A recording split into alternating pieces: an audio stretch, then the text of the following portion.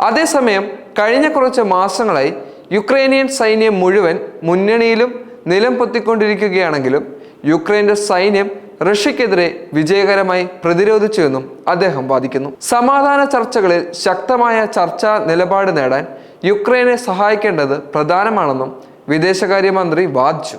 കൂടാതെ ആസൂത്രിതമായ സൈനിക വികസനത്തെയും പ്രതിരോധ ചെലവുകളിലെ വർധനവിനെയും ന്യായീകരിച്ചുകൊണ്ട് റഷ്യ ജർമ്മനിയെ ഭീഷണിപ്പെടുത്തുകയാണ് എന്നും അദ്ദേഹം അവകാശപ്പെട്ടു. റഷ്യയും ജർമ്മനിയും തമ്മിലുള്ള ബന്ധത്തെ സമാധാനപരമെന്ന് വിശേഷിപ്പിക്കാൻ കഴിയില്ല എന്നും അദ്ദേഹം കൂട്ടിച്ചേർത്തിട്ടുണ്ട്. പുതിയ ചാൻസലർ ഫെഡറിക് മെർസിന്റെ കീഴിൽ റഷ്യക്കെതിരെ ജർമ്മനി കൂടുതൽ കർശനമായ നിലപാടാണ് ഇപ്പോൾ സ്വീകരിച്ചിരിക്കുന്നത്. അധികാരമേറ്റതിനു ശേഷം ആഴ്ചകൾക്കുള്ളിൽ ജർമ്മനി നൽകുന്ന മിസൈലുകൾ ഉപയോഗിച്ചുള്ള യുക്രൈനിയൻ ആക്രമണങ്ങൾക്കുള്ള പരിധി നിയന്ത്രണങ്ങൾ മെർസ് നീക്കുകയും 500 കിലോമീറ്റർ ദൂരപരിധിയിലുള്ളതും റഷ്യയിൽ എത്താൻ കഴിയുന്നതുമായ ടോറോസ് മിസൈലുകൾ യുക്രൈന് നൽകാനുള്ള സാധ്യതയെക്കുറിച്ചും സൂചന നൽകിയിരിക്കുകയാണ് ഇപ്പോൾ.